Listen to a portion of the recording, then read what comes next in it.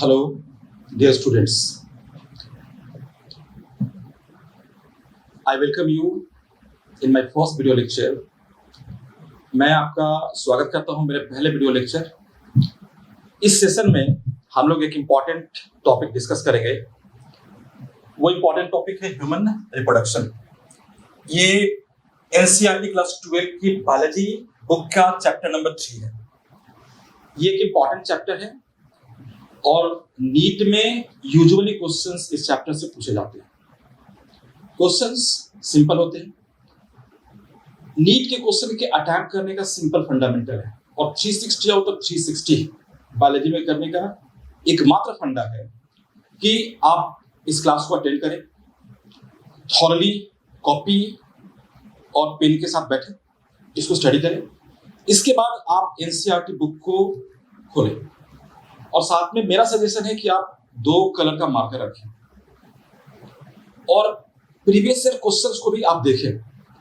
पहले कलर के मार्कर से आपको जो जो इंपॉर्टेंट पॉइंट्स दिखता है बुक में उसको आप मार्कआउट करिए। उसके बाद आप क्वेश्चंस के थ्रू जाइए और जो क्वेश्चन नीट ने पूछा है उस क्वेश्चन को फिर से दूसरे मार्कर, जो क्वेश्चन पूछा गया है इस चैप्टर से, उस टॉपिक को दूसरे मार्कर से मार्कआउट करें। तो हमारा 3 लाइन ऑफ स्टडी हो गया। एक तो क्लासरूम अटेंड करना, दूसरा एनसीईआरटी का line by line, word by word study करना। इसके बाद हमारा एक भी क्वेश्चन इस चैप्टर से नहीं छूटेगा, ये मेरी गारंटी है। ठीक है, हम लोग अब इस चैप्टर को स्टार्ट करते हैं। हम लोग इस चैप्टर को स्टार्ट करें तो हम लोग बात करेंगे ह्यूमन रिप्रोडक्शन, यानी रिप्रोडक्शन इन ह्यूमन बीइंग्स। तो सबसे पहले हम यहां पर 2 चीज को डिफाइन करें। इस टॉप पहले हम देख लें कि इसके अंदर हम क्या क्या स्टडी करने जा रहे हैं। तो अब देखिए कंटेंट्स क्या क्या इसमें आएगा। तो कंटेंट्स सबसे पहले इंट्रोडक्शन हम लोग स्टडी करेंगे। इसके बाद रिप्रोडक्टिव सिस्टम,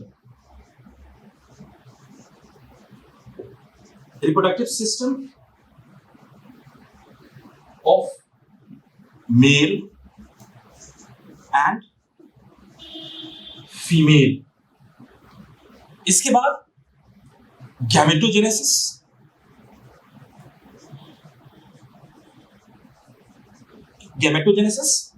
मेल में स्पर्मेटोजेनेसिस,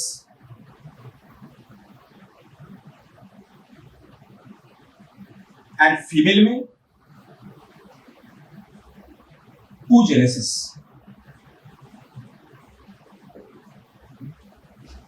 इसके बाद मेंस्ट्रुअल साइकिल। नेक्स्ट टॉपिक है फर्टिलाइजेशन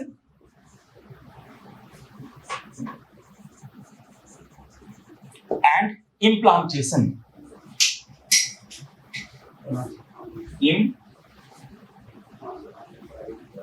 implantation। next embryogenesis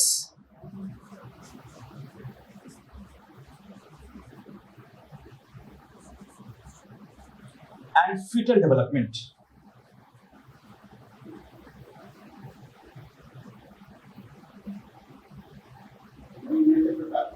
इसके बाद parturition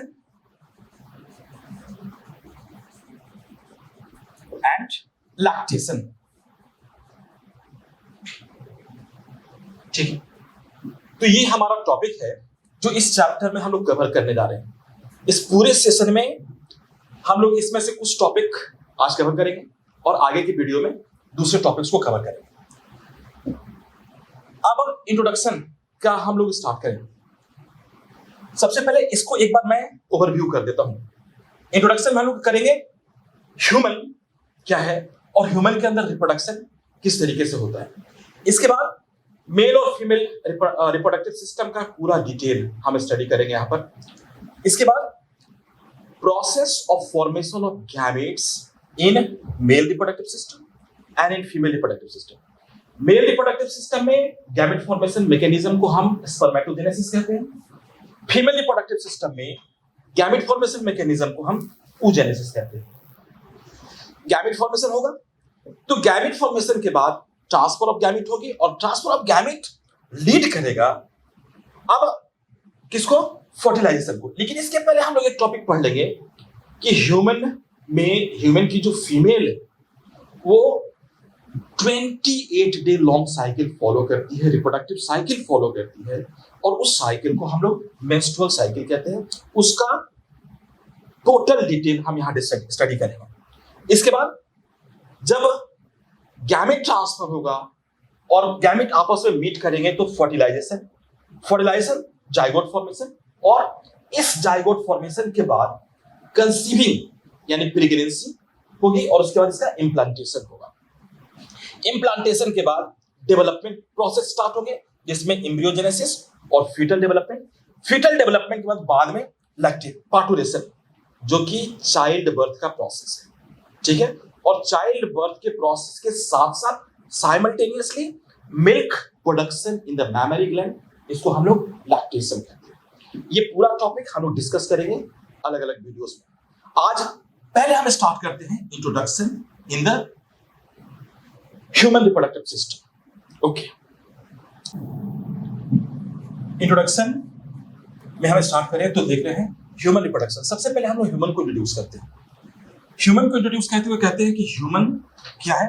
so human are sexually reproducing animals, यानी ह्यूमन में किस टाइप का रिप्रोडक्शन है? तो सेक्सुअल रिप्रोडक्शन है। इसके बाद दे आर विविपारस।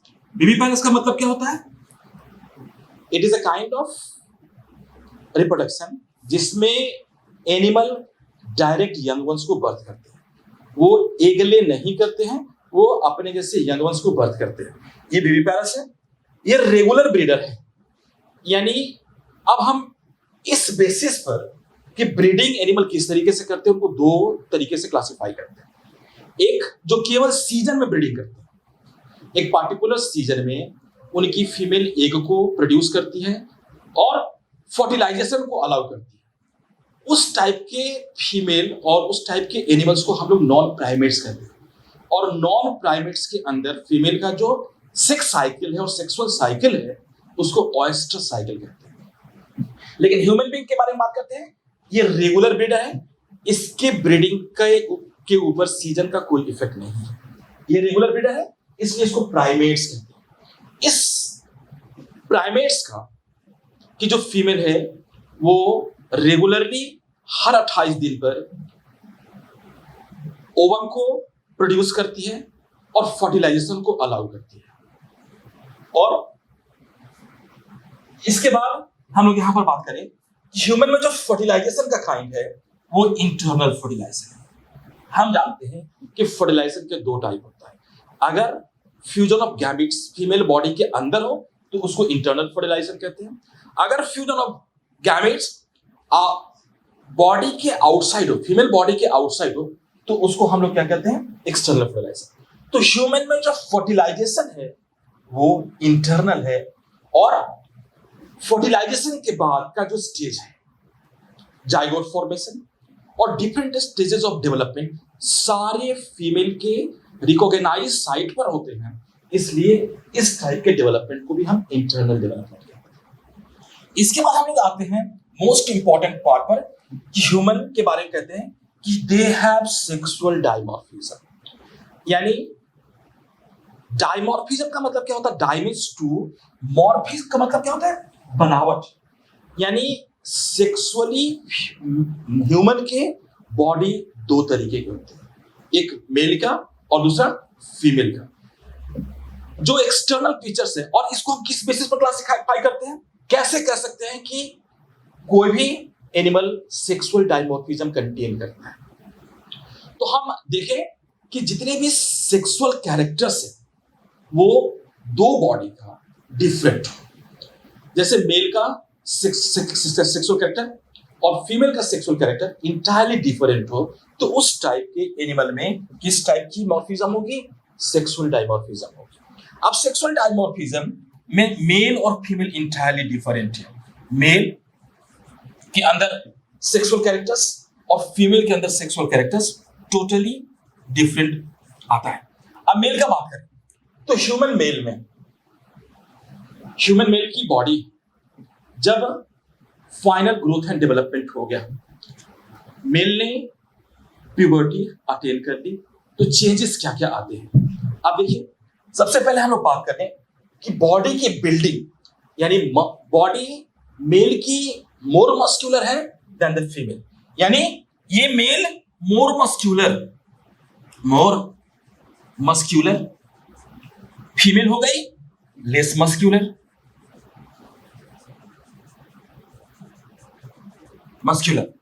दूसरी बात, हम लोग बात करें हेयर्स की ग्रोथ का बात करें तो मेल में फेशियल हेयर है। अब हेयर्स में बात करें तो मेल में फेशियल हेयर, इसके अलावा axial hair, facial hairs, axial hairs and pubic hairs. Female में केवल axial hairs and pubic hairs. ये एक चेंज है, यानी जो हेयर्स है मेल में फेस के ऊपर बियर्ड और मुस्टैच के फॉर्म में, इसके अलावा ईयर्स के ऊपर भी हेयर होता है जो मेल का स्पेसिफिक कैरेक्टरिस्टिक है। इसके अलावा एक्सियल हेयर, आर्मपिट के अंदर हेयर, ओके। इसके बाद pubic hair around the external genitalia, hair का प्रेजेंस को हम लोग प्यूबिक हेयर बोलते हैं।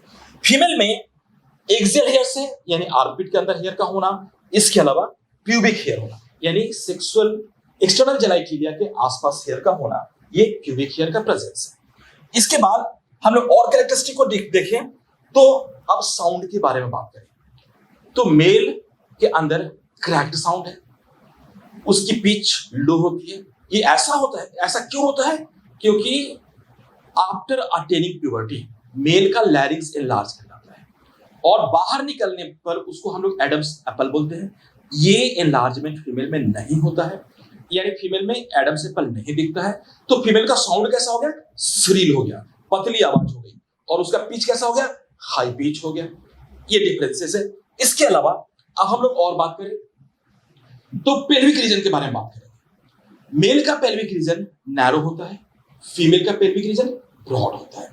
शोल्डर के बारे में बात करें तो मेल का शोल्डर ब्रॉड है, फीमेल का शोल्डर कंपैरेटिवली नैरो है। So this many are the changes. इसके अलावा एक सबसे इंपॉर्टेंट चेंज फॉलो करता है मेल एंड फीमेल। मेल में मैमरी ग्लैंड अनडेवलप्ड होता है और वो लैक्टेशन नहीं करता, यानी मिल्क का प्रोडक्शन और उसका सेक्रेशन नहीं करता है। जबकि फीमेल में after the attaining puberty memory glands well developed हो जाते हैं, वो मिल्क का प्रोडक्शन करते हैं पार्टुलेशन के बाद, और वो मिल्क का सेक्रेशन भी करते हैं। So this many are the changes found in male and female. इसलिए इस सेक्सुअल कैरेक्टर में चेंजेस के चलते ह्यूमन को हम क्या बोलते हैं? Sexually dimorphic animals. ये ह्यूमन के बारे में हमने ह्यूमन के रिप्रोडक्शन के बारे में हमने इंट्रोडक्शन दिया। अब हम लोग ह्यूमन में रिप्रोडक्शन के स्टेजेस को देख ले। ओके, एज वी नो, जैसा कि हम जानते हैं ह्यूमन के अंदर किस तरह का रिप्रोडक्शन है? Sexual reproduction. यानी सेक्सुअल रिप्रोडक्शन का बेसिक क्या है? It is based on fertilisation. यानी सेक्सुअल रिप्रोडक्शन में फर्टिलाइजेशन इसका बेस है। थोड़ा सा रिप्रोडक्शन के टाइप को अगर हम देखें, स्टडी कर चुके हैं, तो रिप्रोडक्शन दो तरीके का है, asexual reproduction and sexual reproduction. Asexual reproduction में हम लोग बात करते हैं means absence, sex means sex organ, sex gamete का इन्वॉल्वमेंट जहां पर एब्सेंट हो, यानी वो नॉन सेक्स ऑर्गन से जो रिप्रोडक्शन हो जाए उसको असेक्सुअल रिप्रोडक्शन कहते हैं। वो किस तरह का है? वो सिंगल पेरेंट रिप्रोडक्शन है, यानी single parent is enough to produce the entire new individuals. वो असेक्सुअल रिप्रोडक्शन, जिसमें वेरिएशन कम होते हैं और जो इंडिविजुअल्स न्यू यंग है पेरेंट के बिल्कुल सिमिलर, नियरली सिमिलर होते हैं और उनको क्लोन भी कहते हैं। लेकिन जब हम बात करते हैं सेक्सुअल रिप्रोडक्शन का, तो साफ है कि जिस रिप्रोडक्शन में सेक्सेस इन्वॉल्व है, यानी सेक्स ऑर्गन का इन्वॉल्वमेंट है, सेक्स सेल का इन्वॉल्वमेंट है, यानी गैमेट्स का इन्वॉल्वमेंट है, मतलब, और हमने अभी अभी बताया कि ह्यूमन का सेक्सुअल डाइमॉर्फिज्म है, यानी two bodies are there for producing two type of gametes and for that they contain two type of reproductive system, यानी दो गैमेट बनाने के लिए दो बॉडी के ऊपर दो टाइप का रिप्रोडक्टिव सिस्टम है। अब गैमेट तो बनेगा, अब इस गैमेट में मेल का गैमेट बनेगा और फीमेल का गैमेट बनेगा। रिप्रोडक्शन कहां से स्टार्ट होगा? जब दोनों गैमेट आपस में मिलेगा, लेकिन यानी जब इसका बेसिक फर्टिलाइजेशन है, तो इसी फर्टिलाइजेशन को बेस करके इस रिप्रोडक्शन के इवेंट को हमने तीन भाग में बांट दिया है, यानी फर्टिलाइजेशन से पहले का इवेंट, प्री फर्टिलाइजेशन इवेंट, यानी फर्टिलाइजेशन के बाद का इवेंट, पोस्ट फर्टिलाइजेशन इवेंट। सबसे पहले फर्टिलाइजेशन कब होगा? जब गैमेट फ्यूज करेंगे, मतलब साफ है ये गैमेट का बनना होगा और गैमेट का आपस में मिलना होगा, ठीक है। तो आप देखो कि यहां पर पहला स्टेप जो होगा रिप्रोडक्शन का, सेक्सुअल रिप्रोडक्शन का, वो फॉर्मेशन ऑफ गैमेट है, और इसको हम लोग बायोलॉजिकली क्या कहते हैं? गैमेटोजेनेसिस कहते हैं। मेल में इसको स्पर्मेटोजेनेसिस कहते हैं, जिसमें स्पर्म और स्पर्मेटोजोआ का फॉर्मेशन होता है। फीमेल में इस प्रोसेस को हम लोग oogenesis कहते हैं, जहां ओवम का फॉर्मेशन और रिलीज होता है। इसके बाद ट्रांसफर ऑफ गैमेट का बात करें, यानी gamete has to meet for fusion and fertilisation, gamete को मिलना होगा, इसलिए एक गैमेट, अब हम अर्ली क्लासेस में, लोअर क्लासेस में ये बात पढ़े कि कुछ गैमेट स्टेबल होते हैं, नॉन मोबाइल होते हैं, और कुछ गैमेट मोबाइल होते हैं। यूजुअली मेल गैमेट मोबाइल होते हैं। तो मेल गैमेट का फीमेल गैमेट में के पास जाना, इस प्रोसेस को हम लोग क्या कहते हैं? इंसेमिनेशन। इंसेमिनेशन में ये प्रोसेस है जिसमें मेल का sperm containing fluid, that is semen, का फीमेल जेनाइटल ऑर्गन में ट्रांसफर, इसको हम लोग क्या कहते हैं? इंसेमिनेशन। जब इंसेमिनेशन हो गया तो मेल का गैमेट स्पर्म अब फीमेल के गैमेट के पास पहुंचने के लिए रेडी है, और जब वो पहुंचेगा तो दोनों गैमेट मीट करेगा, दोनों गैमेट का फ्यूजन होगा, और जब फ्यूजन होगा तो क्या लीड होगा? फर्टिलाइजेशन। एक बात मैं यहां पर नोट में लिख दूं कि the fertilisation that lead to formation of zygote is called syngamy, यानी जो जाइगोट फॉर्मेशन करता है उस टाइप के फर्टिलाइजेशन को हम क्या बोलते हैं? इसको बोलते हैं सिनगैमी फर्टिलाइजेशन।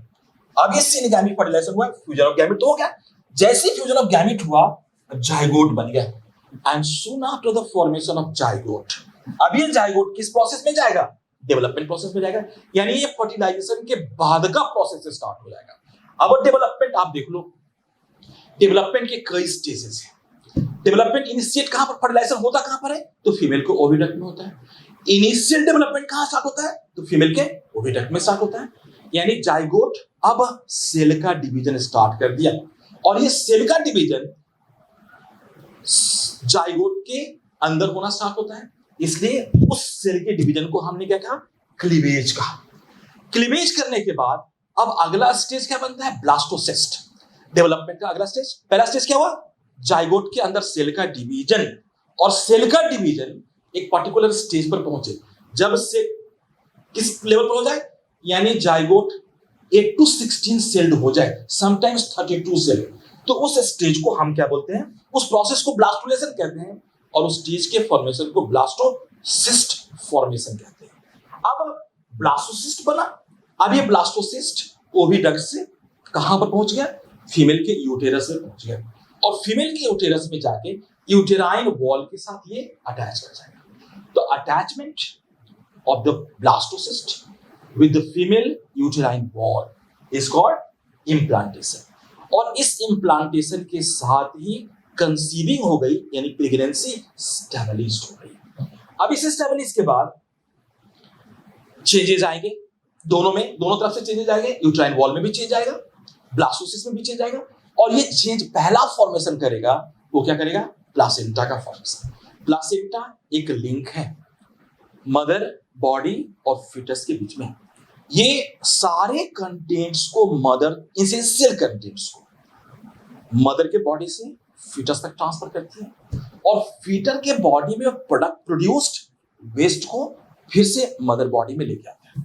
यानी ये इसेंशियल और नॉन इसेंशियल मटेरियल्स का transfer between the mother's body and the foetus के लिए ये मोस्ट इंपॉर्टेंट पार्ट है।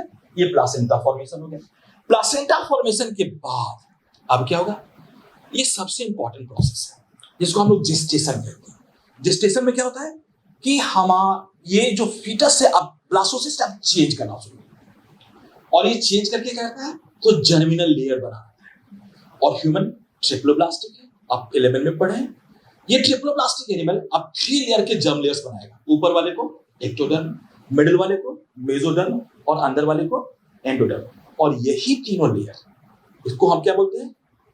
Embryonic germ layer. और यही तीनों लेयर हमारे बॉडी के सारे टिश्यू का फॉर्मेशन करेंगे और टिश्यू ऑर्गन में कन्वर्ट होंगे। तो जैसे ये जेस्टेशन कंप्लीट हुआ, नेक्स्ट टॉपिक कैसा हो जाएगा? ऑर्गेनोजेनेसिस, यानी tissue formation and formation of organ. और इसके बाद nearly 9 month 1-2 week plus minus में ये पूरा का पूरा प्रोसेस कंप्लीट हो गया।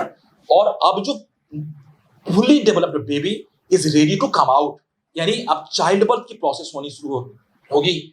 और इस चाइल्ड बर्थ प्रोसेस को हम क्या बोलते हैं? पार्टुलेशन। ओके। और पार्टुलेशन के साथ साथ पैरेंटल केयर के लिए, बेबी के फीडिंग के लिए मैमरी ग्लैंड, फीमेल का मैमरी ग्लैंड मिल्क का प्रोडक्शन स्टार्ट कर देता है। और ये एक विशेष हार्मोन जो पिट्यूटरी से रिलीज होता है उसको हम ऑक्सीटॉक्सिन कहते हैं। उसी ऑक्सीटॉक्सिन की इन्फ्लुएंस में ये लैक्टेशन स्टार्ट होता है। तो ये पूरा का पूरा एंटायर प्रोसेस हुआ हमारा रिप्रोडक्शन का। और ये सारे स्टेजेस हो गए ह्यूमन रिप्रोडक्शन का। तो हम लोग अब ह्यूमन रिप्रोडक्शन को स्टडी करने के स्टेज में आ गए। तो पहला स्टडी कब करेंगे? यानी गैमेटोजेनेसिस के प्रोसेस को, फॉर्मेशन ऑफ गैमेट। अब ये फॉर्मेशन ऑफ गैमेट होगा कहां? तो होगा mail and female reproductive system. तो पहला स्टडी हमको क्या करना होगा? दोनों ही सिस्टम का स्टडी करना होगा। तो हम स्टार्ट करते हैं किसके साथ? मेल रिप्रोडक्टिव सिस्टम के स्टडी के साथ। ओके। तो अब देखते हैं हम reproductive system of human. Human reproductive system के बारे में एक डेफिनेशन हमने लिखा है। It is a system of interconnected and interdependent organs, ducts and glands of the body that take part in completing all the steps of human reproduction. अब human reproductive system में जितने भी ऑर्गन्स है, ये organ का set है। तो इस ऑर्गन्स को क्लासिफाई किया जाता है into 2 types, primary sex organs और दूसरा secondary sex organs. Primary sex organ किसको कहते हैं? यानी प्राइमरी सेक्स ऑर्गन जो सेक्स से रिलेटेड, यानी सेक्सुअल रिप्रोडक्शन से रिलेटेड सबसे इंपॉर्टेंट काम करे उसको प्राइमरी सेक्स ऑर्गन कहते हैं। अब ये प्राइमरी सेक्स ऑर्गन को क्या डिफाइन कर रहे हैं? तो these are the organs which are involved in producing gamete, यानी जो गैमेट को बनाए। मैंने क्लासरूम में आपको बताया है कि ऑर्गन किसको कहते हैं। मैंने आपको एक्सप्लेन किया कि ऑर्गन वही स्ट्रक्चर है, लिविंग स्ट्रक्चर है, जिसमें या तो सेल का फॉर्मेशन हो या कोई फिजियोलॉजी कंप्लीट हो, उसको ऑर्गन कहते हैं। तो टेस्टिस प्राइमरी सेक्स ऑर्गन इसलिए है क्योंकि यहाँ पर सेल बन रहा है, गैमेट बन रहा है, या तो मेल में स्पर्म बन रहा है, फीमेल में ओवम बन रहा है। ठीक है। तो हम प्राइमरी सेक्स ऑर्गन क्यों बोल रहे हैं इसको? क्योंकि ये प्राइमरी काम कर रहा है रिप्रोडक्शन का। और प्राइमरी काम क्या है? गैमेट का बना, यानी गैमेट का फॉर्मेशन, यानी गैमेटोजेनेसिस करना। इसके बाद इस गैमेटोजेनेसिस को करने के लिए, इन्फ्लुएंस करने के लिए हार्मोन्स चाहिए। और ये हार्मोन भी यहीं से आ रहा है। इसलिए प्राइमरी सेक्स ऑर्गन मेल और फीमेल को हम क्या बोलते हैं? गोनाड्स भी कहते हैं। ओके। अब इस गोनाड्स को देखें। मेल में प्राइमरी सेक्स ऑर्गन एक पेयर टेस्टिस है और फीमेल में 1 पेयर ओवरी है। अब हम बात करें सेकेंडरी सेक्स ऑर्गन्स का। तो सेकेंडरी सेक्स ऑर्गन के बारे में हमने कहा ये ऑब्वियस है, नाम ही काफी है कि प्राइमरी काम नहीं करता है। जैसे ये प्राइमरी काम कर रहा था वैसे प्राइमरी काम नहीं कर रहा है, ये सेकेंडरी काम कर रहा है। यानी गैमेट फॉर्मेशन और सेक्रेशन के अलावा जो काम बचता है रिप्रोडक्शन में, उसको ये कंप्लीट कर रहा है। क्या करता है, कैसे डिफाइन कर रहे हैं इसको हम लोग, तो आप देखिए इसको डिफाइन कैसे कर रहे हैं। These are those organs which not take part in producing gametes and secreting sex hormones, but otherwise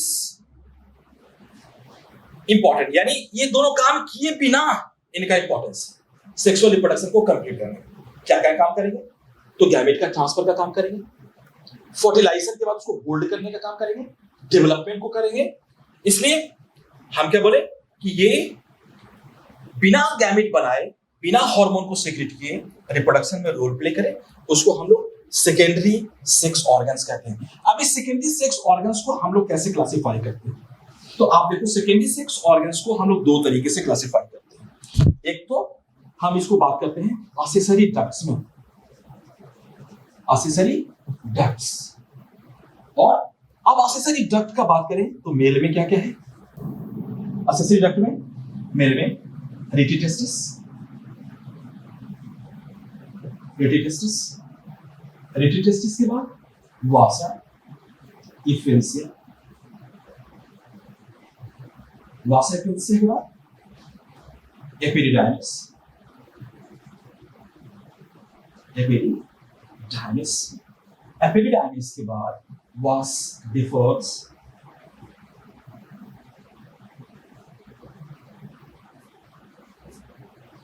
vas deferens, then ejaculatory duct, ejaculatory duct, and then urogenital, urogenital tract। इसके बाद next one is external genitalia,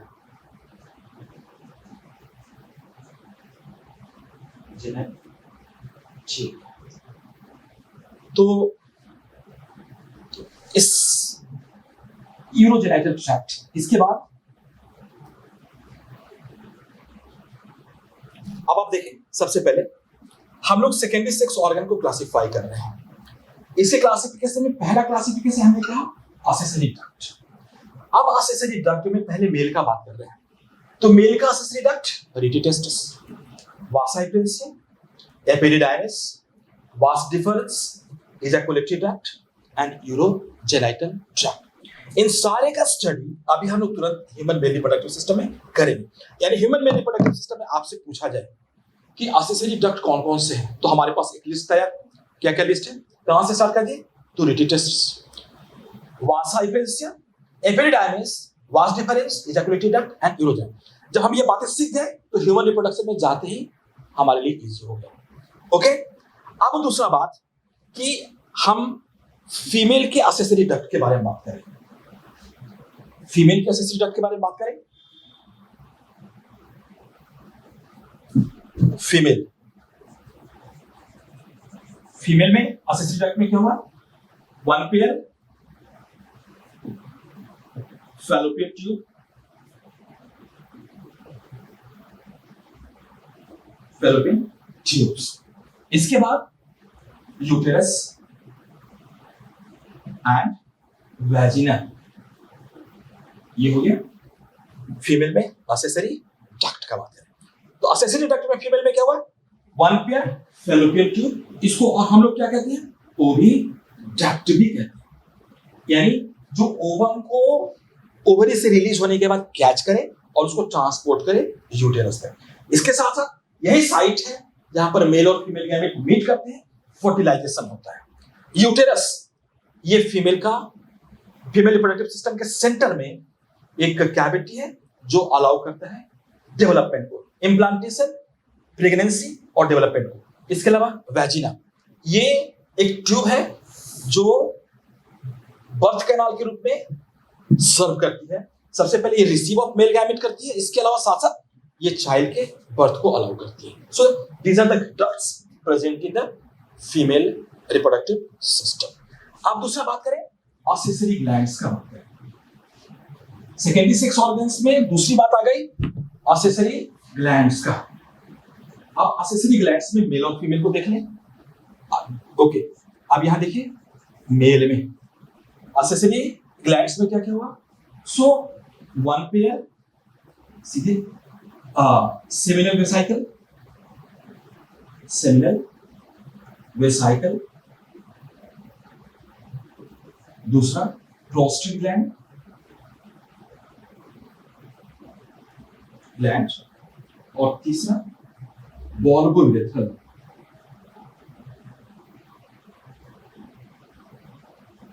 बॉल्बोयूरेथ्रल और Cowper's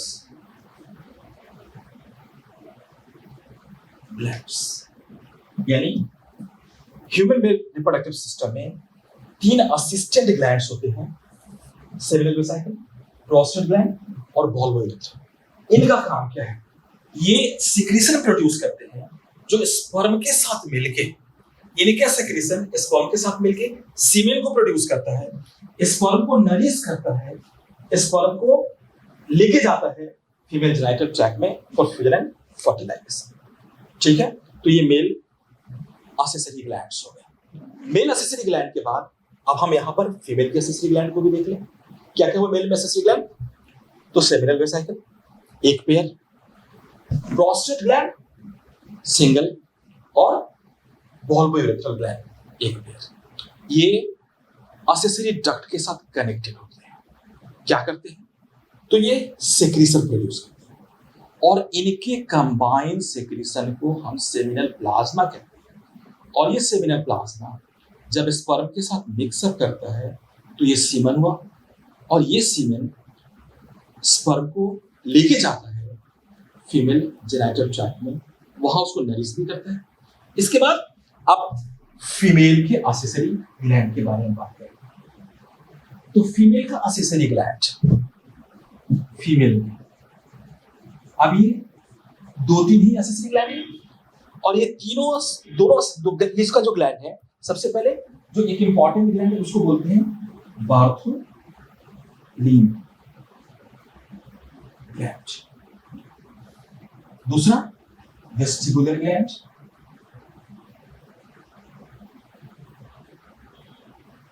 glands, और तीसरा mammary gland,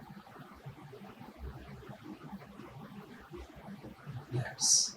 अब देखिए ये female का external genitalia, vulva के एक इंपॉर्टेंट पार्ट, सेंट्रल पार्ट, उसको वेस्टिब्यूल कहते हैं। और इस वेस्टिब्यूल में 2 ओपनिंग होती है, एक वेजिना का ओपनिंग, दूसरा यूरेथ्रा का ओपनिंग। तो बिटवीन वेजिना और यूरेथ्रा के बीच में रेड स्पॉट्स लाइक ग्लैंड्स होते हैं, इनको बार्थोलिन ग्लैंड कहते हैं। ये बार्थोलिन ग्लैंड ह्यूमन के बॉल्बोयूरेथ्रल ग्लैंड का होमोलोगस है, उसका होमोलोगस है। तो एक इंपॉर्टेंट क्वेश्चन क्या बन रहा है? Which female gland is homologous to the bulbourethral gland of human male? Answer सामने है, बार्थोलिन ग्लैंड। ठीक है, बार्थोलिन ग्लैंड के बारे में देखिए मैंने क्या क्या आपको बता दिया। मैंने इसका लोकेशन बता दिया, कहाँ? वेस्टिब्यूल में। कहाँ पर? तो between the 2 openings vagina and urethra. इसके अलावा इसी वेस्टिब्यूल में और छोटे छोटे ग्लैंड्स होते हैं, और इन माइनर ग्लैंड्स का इनका नंबर ज्यादा है। इन माइनर ग्लैंड्स को हम लोग क्या बोलते हैं? Vestibular glands. इसके अपार्ट फीमेल के चेस्ट में मैमरी ग्लैंड तो दोनों में है, मेल और फीमेल में, लेकिन डेवलप्ड कहां पर है, फंक्शनल कहां पर है? तो फीमेल में। अब ये मैमरी ग्लैंड फीमेल का ग्लैंड है जो रिप्रोडक्टिव सिस्टम का पार्ट तो नहीं है, लेकिन रिप्रोडक्शन में इन्वॉल्व है, क्योंकि हमने लिखा पार्टुलेशन एंड लैक्टेशन। तो लैक्टेशन कहां से होता है? Mammary gland. So these are pair of glands which help in producing milk and lactation for child care after the child birth. So these are the glands, accessory glands present in human female. तो ये primary और secondary sex organ का classification. इसके बाद अब हम लोग एक एक करके मेल रिप्रोडक्टिव सिस्टम और फीमेल रिप्रोडक्टिव सिस्टम का डिटेल करते हैं। सो डियर स्टूडेंट्स, अब हम स्टडी करने जा रहे हैं male reproductive system. Male reproductive system, इसके लिए हमने एक लिस्ट बना लिया है और दूसरा एक स्केच ड्रॉ किया है। इसमें हम सारे ऑर्गन्स को इसके थ्रू देखेंगे और स्टडी करेंगे और इसका डिटेल बाद में करेंगे। तो सबसे पहले हम बात करें कि मेल रिप्रोडक्टिव सिस्टम में क्या क्या पार्ट है। तो सबसे पहले primary sex organ. Male reproductive system का प्राइमरी सेक्स ऑर्गन क्या है? टेस्टिस और वन पेयर टेस्टिस, जहां पर मेल गैमेट्स स्पर्म का प्रोडक्शन होता है और एंड्रोजेंस यानी मेल हार्मोन्स, सेक्स हार्मोन्स का सेक्रेशन होता है। तो ये प्राइमरी सेक्स ऑर्गन्स है। कहां लोकेट करते हैं? तो आप देखिए, ये दो है, लेफ्ट टेस्टिस और राइट टेस्टिस। ये लोकेट कहां पर करते हैं? तो नीचे के एब्डोमेन के लोअर पार्ट में एक एक्स्ट्रा एब्डोमिनल पाउच होता है, यानी एब्डोमेन के बाहर एक स्किन का कैविटी, स्किन का पाउच है जिसको हम स्क्रॉटम कहते हैं। इस स्क्रॉटम के अंदर दो कैविटीज होती है, उसको हम स्कॉटल सैक कहते हैं। राइट स्कॉटल सैक में राइट टेस्टिस लोकेट करता है, लेफ्ट स्कॉटल सैक में लेफ्ट टेस्टिस लोकेट करता है। ओके, इसके बाद हम यहां पर बात करें, इस डायग्राम में टेस्टिस के ठीक एडजेसेंट पूरे लेंथ पर एक ऑर्गन दिखाई पड़ रहा है, दोनों की तरफ, लेफ्ट एंड राइट दोनों की तरफ। इसको हम क्या बोलते हैं? एपिडिडाइमिस। ये इंपॉर्टेंट ऑर्गन है, एक्चुअली डक्ट है। अब हम प्रोसेस का डिटेल स्टडी करें तो ये एपिडिडाइमिस अल्ट्रा क्वाइल्ड होता है। इसका लेंथ नियरली 6 मीटर है और इसको 3 हिस्से में डिवाइड किया गया, 3 पार्ट्स में डिवाइड किया गया। हेड पार्ट, बॉडी पार्ट और टेल पार्ट। हेड पार्ट को हम क्या कहते हैं? इसको कैप्यूट एपिडिडाइमिस कहते हैं। ये कैप्यूट एपिडिडाइमिस क्या करता है? स्टोरेज ऑफ स्पर्म, जो टेस्टिस स्पर्म को बनाने के बाद रिलीज करता है, उसका स्टोरेज कहां पर होता है? हेड पार्ट ऑफ एपिडिडाइमिस, उसको कैप्यूट एपिडिडाइमिस कहते हैं। इसके बाद आगे बड़ा हिस्सा, एपिडिडाइमिस का लॉन्ग हिस्सा, इसको हम क्या बात है? ये बॉडी ऑफ द एपिडिडाइमिस है, इसको कहते क्या है? Corpora epididymis. ये इंपॉर्टेंट पार्ट है, यहां पर स्पर्म का मैच्योरेशन होता है। स्पर्म के मैच्योरेशन में लगभग 1 वीक का टाइम लगता है और जब स्पर्म मैच्योर्ड हो जाते हैं तो ये मैच्योर्ड स्पर्म एजाकुलेशन के लिए रेडी है। तो अब हम आ गए एपिडिडाइमिस के तीसरे हिस्से में, इसको हम लोग क्या बोलते हैं? ये टेल पार्ट है, इसको कहते क्या है? Cauda epididymis. Cauda epididymis extend करता है इनटू स्ट्रेट ट्यूब और ये स्ट्रेट ट्यूब को हम कहते हैं वास डिफरेंस। आप देखो, cauda epididymis help in releasing matured sperm for ejaculation, यानी ये मैच्योर्ड स्पर्म को रिलीज करने का काम किसके लिए? एजाकुलेट के प्रोडक्शन के लिए, यानी सीमेन के बाहर आने के लिए ये करता है। अब हम लोग आ गए नेक्स्ट डायग्राम में दिख रहा है जो ऑर्गन, वो है वास डिफरेंस। आप देख लो, वास डिफरेंस लेफ्ट और राइट, ये स्ट्रेट ट्यूब है। इसका इंपॉर्टेंस क्या है? तो हमने अभी कहा कि टेस्टिस का लोकेशन कहां पर है? एब्डोमेन के बाहर, स्कॉटल सैक्स में। और रिमेनिंग ऑर्गन रिप्रोडक्टिव सिस्टम के कहां पर है? एब्डोमेन के अंदर। तो ये वास डिफरेंस इस टेस्टिस को एब्डोमिनल ऑर्गन, एब्डोमेन के अंदर जो रिप्रोडक्टिव ऑर्गन्स है उनसे कनेक्ट करता है। ये कैसे पहुंचता है एब्डोमेन तक? तो ये स्पर्मैटिक कोड के थ्रू एब्डोमेन तक रीच करता है। अब आप देखिए, ये वास डिफरेंस यूरेटर के ऊपर से लूप बनाता है और लूप बना के आके कहां पर फ्यूज करता है? तो ये यूरोजेनाइटल ट्रैक्ट यानी यूरेथ्रा में आके फ्यूज करता है। किस पार्ट में? तो जहां पर प्रोस्टेट सराउंड करता है। ठीक है, अब आप देखिए, वास डिफरेंस लेफ्ट और राइट कनेक्टेड है। कहां पर? 2 ग्लैंड से, seminal vesicle, seminal vesicle left, seminal vesicle right. और ये सेमिनल वेसाइकल का डक्ट है। वास डिफरेंस का जो पार्ट सेमिनल वेसाइकल के डक्ट के साथ फ्यूज करता है, उस पार्ट को इजैकुलेटरी डक्ट कहते हैं। क्या कहते हैं? इजैकुलेटरी डक्ट किसे कहेंगे? यानी the duct of seminal vesicle where is fused with the vas deferens. So vas deferens fused with duct of seminal vesicle is called ejaculatory duct. और ये ejaculatory duct ejaculation produce करता है किसके अंदर? तो यूरेथ्रा के अंदर, और ये यूरेथ्रा उस ejaculate को बाहर लेके आता है थ्रू द यूरेथ्रम ओपनिंग। ठीक है, अब हम लोग आ गए किसमें, तो वास्ट डिफरेंस के बाद अब हमारा आ गया यूरेथ्रा। मेल का यूरेथ्रा काफी लंबा है, ये नियरली 20 से लेकर 22 सेंटीमीटर लॉन्ग ट्यूब है। कहां से ओरिजिनेट करता है, तो neck of the urinary bladder से ये ओरिजिनेट करता है। इसको यूरोजेनाइटल ट्रैक्ट बोलते हैं क्योंकि it serves the common passage for both urine and semen to come out, यानी ये यूरिन के लिए भी और सीमेन के लिए, दोनों के लिए पाथ देता है बाहर आने के लिए, इसलिए दोनों का कॉमन पाथ हुआ, इसलिए इसको क्या बोलते हैं, euro for urine, genital for यानी जर्म सेल कंटेनिंग फ्लूइड को हम यूरोजेनाइटल ट्रैक्ट कहते हैं। अब आप देख लो यूरोजेनाइटल ट्रैक्ट जो बाद में कहां पर खुलता है, सो पेनिस के टिप पर खुलता है। इसके बाद अब हम बात करें इस पूरे सिस्टम में जो ग्लैंड्स है वो 3 ग्लैंड है। एक प्रोस्टेट जो प्रोस्टेटिक पार्ट ऑफ यूरेथ्रा के पास ये साउंड करता है, ये गोल बॉल के जैसा स्ट्रक्चर है, सिंगल स्ट्रक्चर है, इसका सेक्रेशन और सेमिनल वेसिकल का सेक्रेशन दोनों मिलके सेमिनल प्लाज्मा बनाता है, जिसमें सीमेन जब अटैच स्पर्म जब अटैच करता है तो इसको सीमेन कहते हैं। इसके बाद pair of seminal vesicle glands. इसके बाद आप नीचे देखिए प्रोस्टेट ग्लैंड के नीचे करीब करीब 2 से 4 सेंटीमीटर नीचे pair of bulbo urethral gland है। ये बल्बो यूरेथ्रल ग्लैंड ये एक alkaline whitish solution secretion produce करता है जो यूरोजेनाइटल ट्रैक्ट को ल्यूब्रिकेट करता है। ठीक है, इसके बाद अब हम बात करें एक्सटर्नल जेनाइटेलिया का। तो एक्सटर्नल जेनाइटेलिया जो रिप्रोडक्टिव सिस्टम का विजिबल पार्ट है, जिसको बाहर से देखा जा सकता है, इसलिए उसको क्या बोलते हैं, एक्सटर्नल जेनाइटेलिया।